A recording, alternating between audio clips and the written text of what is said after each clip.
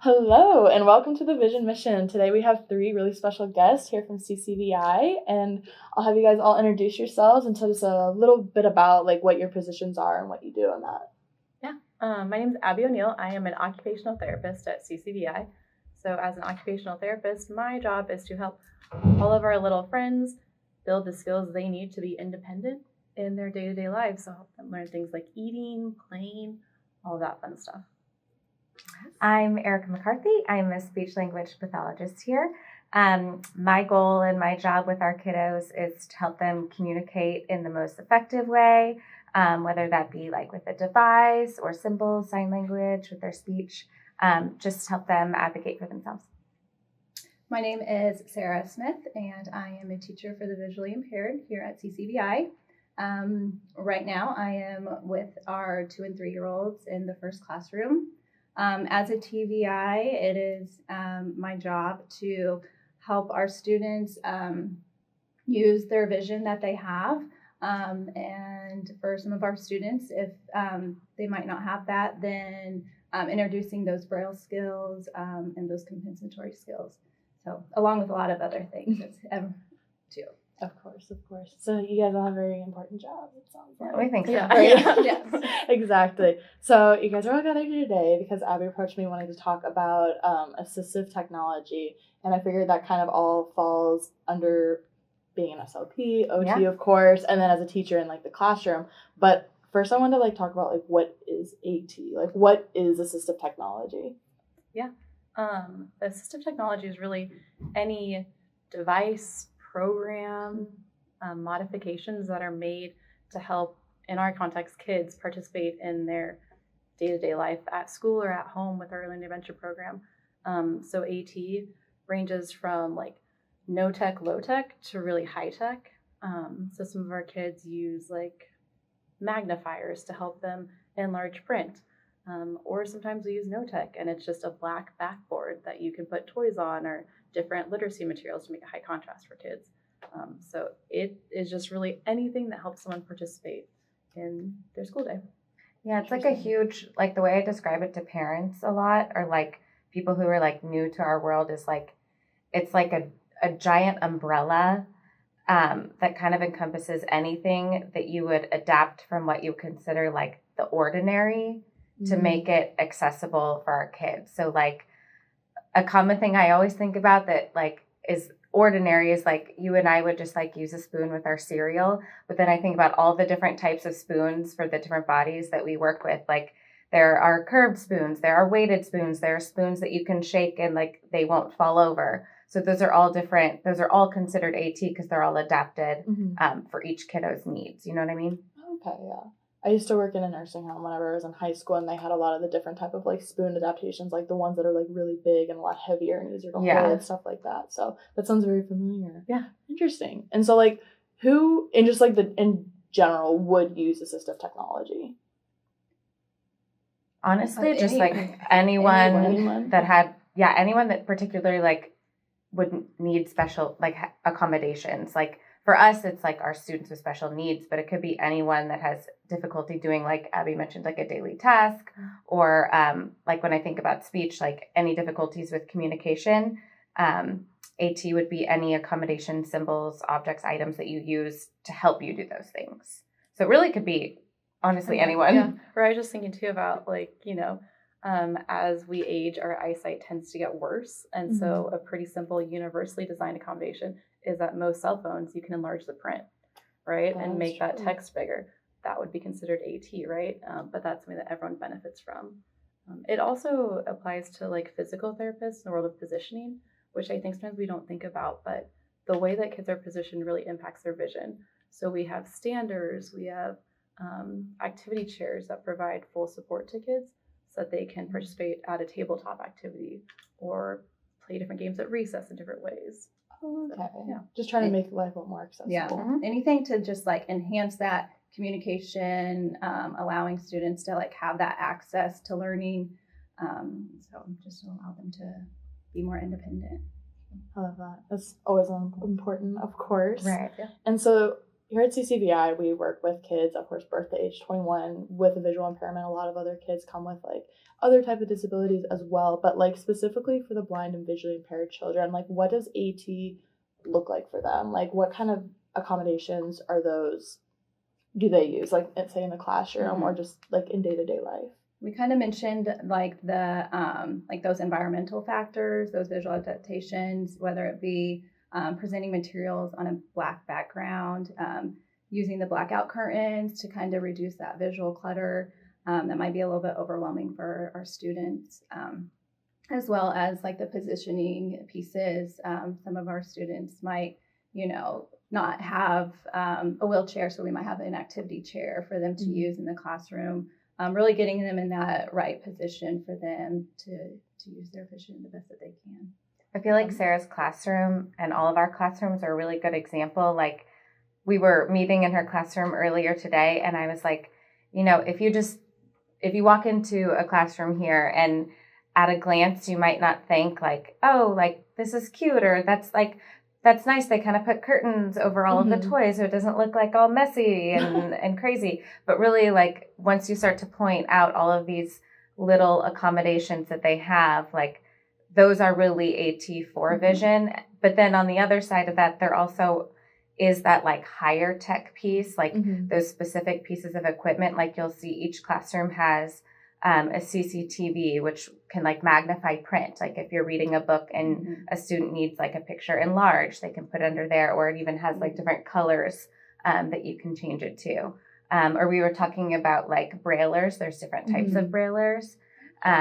And so that could be part of that too. Yeah. That's all included. Just having that access, having it ready and, for them to use whenever they need to. That's a huge part. So it sounds like AT is like has a super wide range. It could be literally giant umbrella. Like just think like huge, like circus tent umbrella. If anyone takes anything away today, it's that it's a huge umbrella. Yes, it can range from curtains to like literal technology that most people probably think of when they think of assistive technology, something around like batteries or power or something like that. Yep. Okay. And so Erica and Abby, a question: as an occupational therapist and SLP, I know you guys' jobs, I feel like overlap a lot, especially with assistive technology between like occupational therapy and then working on like speech and language and everything. So what does that kind of look like either on like a day-to-day or just like big picture? How do your two jobs overlap a lot? I think in general, big picture, OTs kind of work on the access point of it. So I might help Erica figure out, okay, can this kid, do they have the finger isolation to use their finger to be a direct select and use an iPad to communicate that way? Or do we need to look at alternative access and look at switches? Okay, we're going to use switches. What body movements do they have? Is it going to be their hand that can activate it? Do we have to look at head switches? So as an OT, I look at that side of it versus Erica's looking more at the language and vocabulary side of it and building that. Oh, okay. Like my thought is like how can, and usually this is how we team together, like the question that we always pose to ourselves is like, okay, so our goal is to help this child, my goal is to help this child communicate as easily as possible. And so we always try to think like, okay, let's make learning that language and communicating, let's make that the hard part and try to make everything else the easy part. So Abby, I usually consult her to, like she said, help me figure out what's the easiest way for this kiddo to push this button, to say this word, to use this symbol. And then my goal is to hopefully help them effectively communicate. But I feel like that's where we usually overlap the most. And then, we use size or I use Sarah pictures. A lot. Like, okay, we're going to use this AAC, which is Alternative Augmented Communication Device. Usually people think of it as like an iPad with some symbols on it. I usually will consult with the TVI in the classroom as well and say like, okay, does this child need like high contrast symbols, or there's different symbol sets that might be like more complex than others. Like if you think of a picture, let's say the word is fruit, maybe it's going to be like a bowl of fruit versus like maybe that's too complex. Would it need to be a symbol set where it's just an apple? Yeah. And that would be visually accessible to kids. So it just depends on like the child themselves, and then of course their visual diagnosis. Yeah, it's so individualized. Yeah. Okay, which is of course amazing because every kid is different in their own personality, even with their diagnosis and whatever it may be. Right. So has there ever been like a time, like one time that you can think of that just all of the overlap and collaboration just like came together like really, really well? Like the kid was really benefiting from assistive technology, doing really great in the classroom, that you just all felt like, wow, this, like, it felt like a big accomplishment, essentially. Has there ever been a time like that? I have one I'm that comes sure to mind, but it's not, I feel like it wasn't quite finished. I feel like the student transitioned before we were finally like, yes, we solved the puzzle. That's okay. But it was a big part, and I think that PT played a role in it. This kid was just always head down. We were like, all right, is he missing like the motor skills to keep his head up? How do we help this? And working with the TVI, we figured out, well, no, he's looking down. So he was someone who was in a wheelchair, and so we would position stuff on his tray. So he was like this. So it was really a team approach to think about, okay, how can we bring stuff up to bring that head up to help him look, to be more social and engage with friends. That's one that always comes to mind for me. But I love like incorporating the expanded core curriculum in my classroom. Mm-hmm. And one of those, areas that we have to address is AT, and I can do that a lot through like our cooking activities and things like that. So really just seeing like the kiddos all be able to participate and have fun together. One might be using a switch adapted, measuring cup to like pour into the bowl. Mm-hmm. Someone else might be stirring. So it's really cool just, to see at that time, like that's a successful, memory that I always have. So Yeah, like I picture the classroom too, because like to add to that, like if there's all these students and Sarah's leading like a cooking lesson, like all of those students are in their specific chair that gives their body the level of support that they need. A couple of students might be using AT for communication, whether it's like a symbol set or one of those computerized AAC devices I talked about. And then she said like there's this whole set of AT that is kind of related to like that ECC, like rec and leisure, which would be like a toy that might have a switch adaptation to it. So a student that might not be able to play with it can push a button to make it play music or, sing and dance or do whatever it does. But Sarah mentioned like the measuring cup is one where like if you're cooking, you might be able to put like the milk in it. The child can hold the button and then, also participate by pouring the milk in the bowl. Of course. I feel like, and a lot of these skills are really great for the classroom and like here, but I feel like they're also very transferable to like in the home or like whenever they maybe leave CCVI and like go into the public school district. What are like some things that you would think would be really good for parents to maybe know that how they can incorporate like that AT maybe just like in their home lives? Maybe it is like the curtains, making your room a little like more high contrast or something, less clutter, something like that. Is there anything that comes to mind that you can just would recommend maybe first off? I mean, I would say in general, don't overthink it. Like, I think that's a good one. That's a good one. It's really easy to get in the weeds with AT, but every kid is so different and unique that sometimes it's a trial and error process, right? And like when we're figuring out switches for a kid, we're going through multiple different types of switches.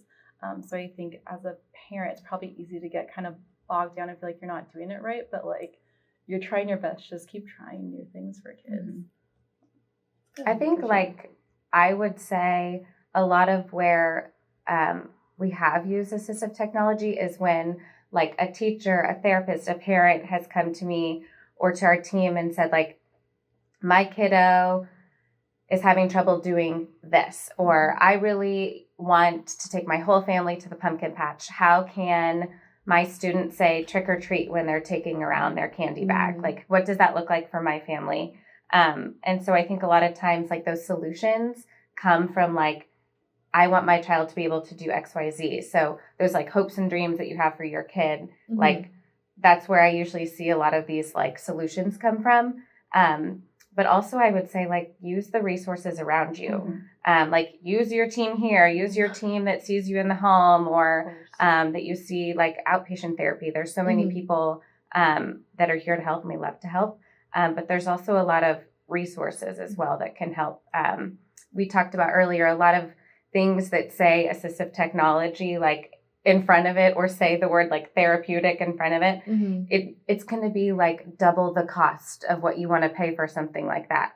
But there's so many like grants and funding resources out there just like checking with us and checking with the people that you have in your corner to be able to find that like you're not on your own, you know, because it can be like very intimidating, overwhelming. Like I can imagine. I mean, if I were a parent, I think my first place for as a parent, my first place is like Google, and that is the World Wide Web. So it can't get more overwhelming than that. So. Oh, for sure. They always show you like the worst things first, and you're just like, oh my gosh. And then the more you dig, maybe it's not as much, as sure anything like that. Yeah. Okay. So I just had a question, but then I got super invested with like. Sorry. I was like, no. I was like, oh, that is so true. I was thinking of all the times I go to Google and I'm like, oh my gosh, all these things are popping up. Is this true? Yeah, but it's really not. So I could definitely see how parents could get very easily overwhelmed. And I think too with like assistive technology, like in general, I feel like when you think of technology, you think of super like techie, pricey things. But it sounds like assistive technology necessarily isn't super pricey, high-end kind of things all the time. It's the technology word. Like we were talking earlier, like the misconception is that like it's going to be a screen, a tablet, have some sort of like power source to it. But I'd say like over half is not. Yeah. Interesting. And I think over half of like what I use day to day isn't. Is not, right? Like I've made a universal cuff to help a kid hold a crayon to color using like hair ties. You know, like you can get creative with it. And sometimes you'll see something on the internet that you're like, oh, that's really cool. That's also $400 that I don't have. How could I do this myself, right? Like, how could I DIY this a little bit? No, for sure. The DIYs are very important. Do you guys have any like go-to DIYs that you think like would be good to share with parents, or just makes life easier rather than having to go to Amazon or Google or something like that and buying? So I think one that is a little tricky, but once you get it, it's not super hard. Is just getting a battery interrupter. So we have toys like, you know, those toys that you get around holidays that like you squeeze their hand and it like sings and dances does something. A lot of those you can use what's called a battery interrupter, and you put it into the battery pack and then you can connect a switch. So a kid who doesn't have the dexterity to squeeze a certain part of a toy could hit a big switch to make it go. That is a pretty like low tech solution. It's a good one for like birthday gifts. Holidays that you're celebrating to like accommodate it. And you can buy those just on Amazon, and I think it's like you get a pack one for like $10. Oh, that's not too bad. The Switch is a little more expensive, but there are resources to get that piece of it, right? For sure. Or like I know Missouri Assistive Technology, they got a 3D printer, so they've been looking at 3D printing switches for families, which is super cool. That would be really cool. Yeah. That would definitely save a little money, I'm sure, versus having to go X. Well, APH or American Printing House for the Blind, you know, several of our students are eligible for those quota funds. So getting some of those equipment pieces that they can use in the home too is an option. For sure. They're fun DIY ones. I'm thinking of in the past, like I know books is like a huge thing that obviously our kids use and that families and stuff receive as gifts, and there's different ways you can like adapt for turning pages. Like I've seen people put like popsicle sticks along a page. I'm trying to think of other ways. Like you can kind of put like I've seen buttons where it'll just like keep the pages just separated enough so you can turn it. Or like a pom-pom works the same way. Or like if a child needs like something tactile, I've seen people put like different, like some of the books in Sarah's room, like if it's a bear, has like a little cutout piece of fur on it. So like as a child's reading it, they can feel a soft bear when they're reading about the bear, or like puff paint and things like that to get like different erase lines, salient features highlighted. And I've definitely seen those. I think books in your room, and I think they're just visually pleasing, and it's very nice to like feel what you're reading, especially if you can't see it that well or like even at all. But then giving that independence to actually turn the page on your own and participate in the story versus just like sitting there and listening. Right. We all know little kids want autonomy. They are the boss. They want to be in charge. Sure. So the more we can help with that. For sure. So we kind of like slightly touched on like the misconceptions about AT, about being like it's super expensive when in reality like it's really not. I mean, you can buy something expensive or you could DIY it. Are there any other like misconceptions out there that you guys kind of feel like people don't know about AT that they should know about? Other than, I mean, we mentioned the cost. Yeah. I mean, like, if I'm thinking from like a speech and language perspective, like those communication devices are like thousands of dollars. Mm-hmm. But those can be funded by insurance. Like I said, there's lots of grants that are Mhm. like, we want to help you. We will pay for For those sure. things. I don't know. I'm trying to think of other.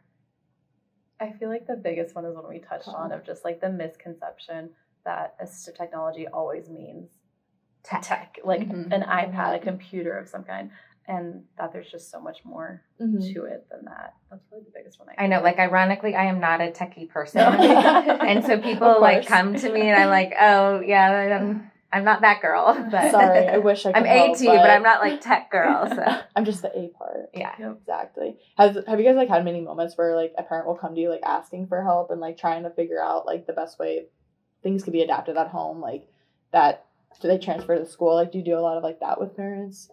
Kind of figuring out? I don't know. I think a lot of times, like, if we come up with something as a team, like, we share it more that way. Like, oh, we did this with so-and-so today. Like, we could try this at home if you want. Or So you guys lots could... of collaboration. Yeah. Oh, good. I love doing like, our parent groups and where we can really get the parents and the families like into the classrooms to like share some of those fun things that like we do and that they can do like at home as well. So our infant team does a great job too. Like a lot of times we'll have students that spend some time here and sometimes some time getting therapy in the home. And most of the time, like I'll talk to a family when they first come, like to Sarah's classroom at like meet the teacher. And I'm like, oh, okay, so like, what are you guys doing at home? Have you heard of a switch? I start my like elevator speech of like what I'm thinking might be a possibility. And they're like, oh yeah, like I know this, and this. We have perfect. this at home. And I'm like, okay, great. Like our infant team's doing great. They set We you up love for it. success. Yeah. No kidding. It's always good when we're all collaborating and talking to each other and actually being on the same page. Yeah. And everything, which is very important. It's always nice to hear that like our team is doing that, but you're all amazing at your job. So like there's really no worry there. I know you guys are doing your thing.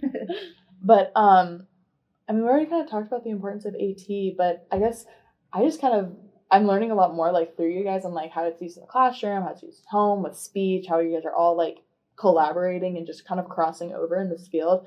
I don't know, is there anything else that like you would want people to know, like me personally? Because I feel like it is such a, like you said, such a wide umbrella. There's so much under it. I feel like there's things I probably like haven't even asked because I like maybe don't know, but I don't know. I think I was just going to say it's not so much about all the different materials and tools, but it's also that that instructional piece, making sure that we are teaching the child how to, to use it. True, and yeah. everything as well. So Yeah, I would say like that's a really good point. doing, Like the parent AT education piece is huge. and learning Like media assessments, and it all kind of comes together and plays a part for that. So.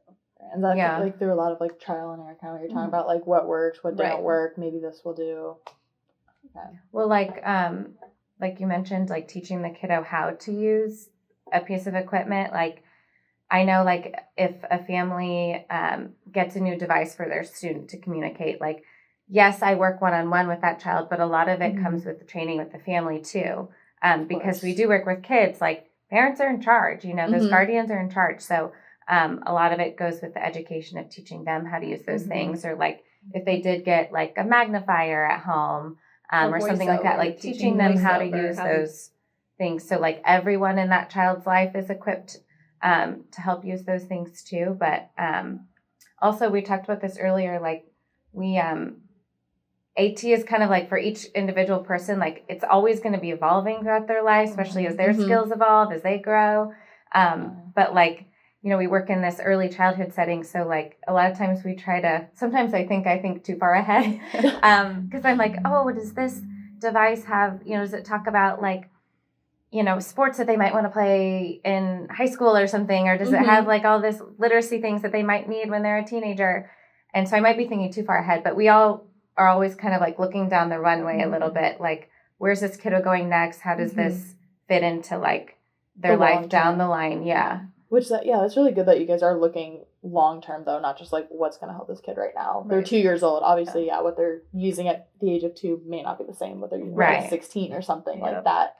I mean, alumni, I feel like come back after like a couple of years, and I'm like, you're a whole different. Well, one, you're probably as tall as me, but two, you're like a whole different human. Like, So That's pretty cool to see, though. Have you had like guys? Have you had any like students where you've had that kind of moment where you're just like, oh my gosh, who are you? Like, most of them are taller than me, but yes, I really do mean that.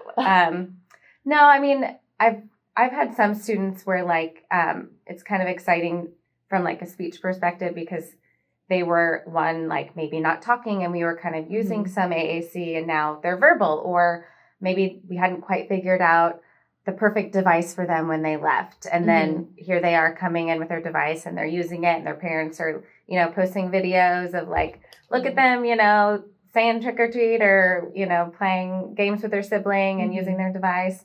So those are always kind of like, moments. For sure. Very rewarding. Yeah. Oh. Yeah. And so for ET, like how young does it usually start? Because of course, like a little tiny baby is way different than even a kid who's like 2 years old or something like that. So like how young do you try to like get them on these types of like assistive technology and then, as they grow up? I think if you think about developmentally, kids start like exploring their environment pretty young, right? And they're going to start trying to bat at toys and play different games and explore in that way.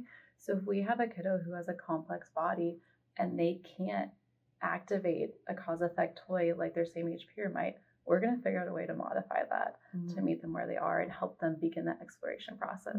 So I would say that it starts super young, and same with like positioning equipment, right?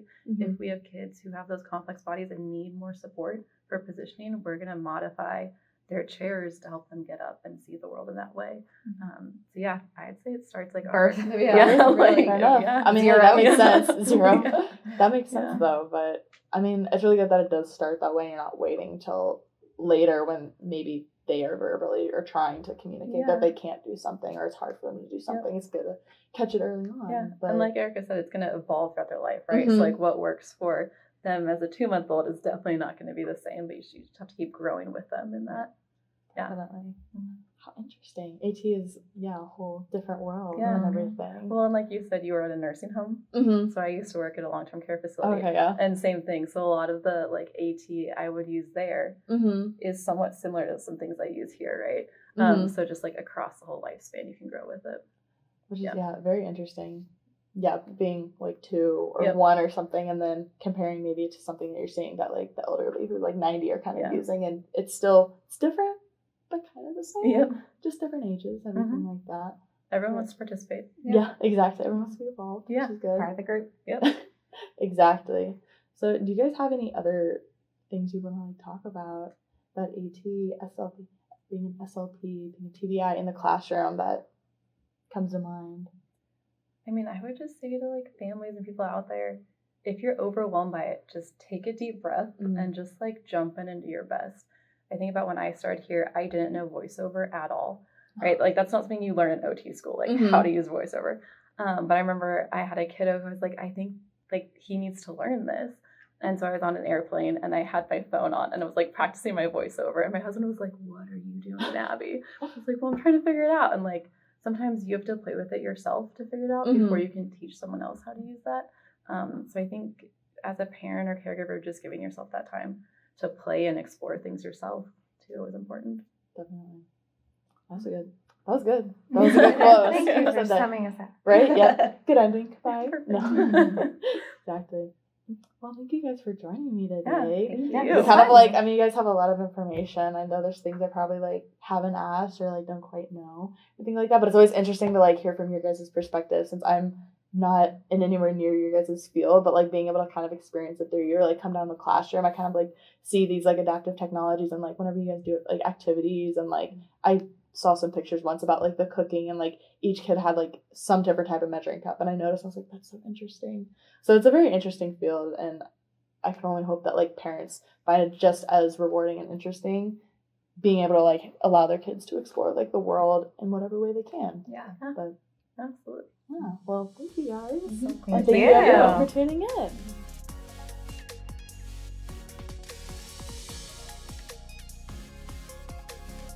Okay. Want to hear more? Yeah, exactly. Our hot take on Braille and Abby's like, I'm so mad. Oh my god. Can you guys explain? Can assistive technology ever totally replace the need for Braille? I'm guessing it's a question. Why not? Oh gosh. I mean, I'm gonna say probably not, but Is this a question you've gotten before? Yeah.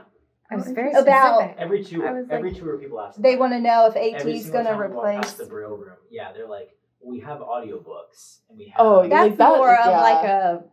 Yeah, I have to think first before I like I've heard a lot answer. of That's more of like rec and leisure. That's Mhm. not like actively like reading, like Mhm. being. Yeah. Well, would that kind of fall under like what you guys like as teachers look at when you're doing like an LMA? Like what's the best Avenue. like For does a child learning. need large like print? looking Do they at their- need or do they need Braille or do they, you know, like That's like, that's like we're gonna take away this, and you know. It's not exactly the same. It's Well, From what I've would it heard. be comparable? I'm just trying to think. Like that's like asking. To me, that would be the same thing as taking A away a book vision. from My me, piece of right? Yeah. paper, Like, yeah. this is how I am reading this right now. Like, we're having a conversation, and I'm able to glance down and see this paper. If you took this away from me, and we were having a conversation, I have no reference, right? Right. If I was completely blind, this could be brailled, and I could sit here, and you wouldn't necessarily know what I'm doing, even though I'm following along, right? So I feel like, I guess, and I'm not a teacher of the visually impaired. I don't know. I don't know But if I I don't want to see- answer. I'm afraid I'm going to mess You're up good. that. No, no. No, I mean And it's I, also like your But, opinion, like, like what yeah. you think. Well, I'm just like shocked that you get asked that question. I would mean, agree with that though. Like Yeah. it would be like I mean, that's like I they're can like, listen well, to a they don't need to book, learn Braille because they audiobook. could just, you know, like you But I said, don't they could wanna just read do audiobook. But that's just But that's a whole different way of learning and like Mhm. accessing and I feel materials. Eric had a good point. Like, it goes back to learning media assessment of if you complete that LMA and you find that someone is such a tactile learner, then you don't want to take away that learning, that mode Yeah. for them. Because if you think about That's the any- literacy play. That's like goes into like letters and Mhm. sounds and language and like Yeah. That, I mean, like, that's reading. That's reading. Yeah. Yeah, you're pretty much saying you don't need to learn how. so no. You don't need to So learn. no. You just need to learn No. how to read. Answer But, I is mean, no. Oh my gosh, now I'm so huge about this because I also think that like everyone learns differently, right? Like Mhm. I am very much so a visual reader, like a visual learner, and that's how I learn the best. So if someone is a tactile learner and they And, like, do they can- Braille, Yeah, yeah, right. and And it's then like you straight on my take it paper. away, Yeah. like I don't know why. I mean, I guess I think you mentioned it. Like, I feel like I listen to podcasts all the time and listen to audiobooks, but I still like to read a book sometimes Mhm. too. I wonder if you get that But- question to someone who maybe isn't as familiar with Braille and that it truly is like a blind person's way of reading and their exposure to literacy. Like, I wonder if I mean, to me, even though I'm around it all the time, like it seems intimidating to learn. Mhm. Like I don't focus on like my tactile sensation the way our kids do. Like it's Right. incredible to see them learn and to be able to do that. And so maybe they're like, well, that seems really hard. Like, don't you think they could just like do an audiobook? Like, honestly, for ease of access, like I could see why someone might think for like, like that quickness seems so like, and Yeah. right. Well, Yeah. but also I could think see about- that. So I just saw someone, a girl who's completely blind, open a Barbie box, and it was the Barbie who has the cane. Mhm. Oh yeah. It's like And easy accessibility on the back, yes, right? but Like, the entire thing, like the booklet that they sent her, is brailled. And so the girl opened the box, opened the booklet, and was reading. Her mom was like, "What did you get?" She's like, "Let me open my box." And she opened it, and she's like, "It's Barbie." And then she kept reading about Barbie. And it was like, Barbie's wearing a pink shirt. Barbie has a long white cane, and was like reading the braille on this, right? yeah. Because she's not going to look at the box and see that. Right. Mhm. Yeah. I had a conversation with Alex once about this, like, could technology essentially like take over Braille? And she's like, well, it's not the same. If someone's reading you something, like what I got from the conversation was like, if I'm like reading you something, you don't know what those words look like. Right. Or like how I'm spelling it, or like Yeah. how like through and throw look similar but are different. Like you need to have the literacy, you need to actually like Right. see it and read it or Feel and- it. or yeah. feel it and actually understand it. That way you can form your sentences right and have Right. correct grammar or Yeah. phrase a question correctly or whatever it may be. So I know That's why it's like it's more than just like, oh, let me just listen and then I'm gonna know all this information. Mhm. Like I'm gonna know everything. Like and I think too maybe it's a little different because like those like who have sight use an audiobook because they're using it for like background. They're like listening to the book versus they just don't want to like sit there and like open a book and actually read. So It's I think okay for sometimes, but not to replace. No, yeah, not to replace. So I feel like that too is like a different perspective. Like we can just turn on audiobook in the background. We know what they're saying. We know what those words are, whatever it may be. But like especially like kids that are so young, I feel like even without like a visual impairment, if they just start listening to books and never actually looking at a book and like reading a book, it probably won't turn out great in the long run. Right. Like in Sarah's classroom when she's reading a story and each kid gets a copy, like the students that don't use print get a Braille copy, so they have the same exposure to the along. story. Yeah, just like, we would with our sight. So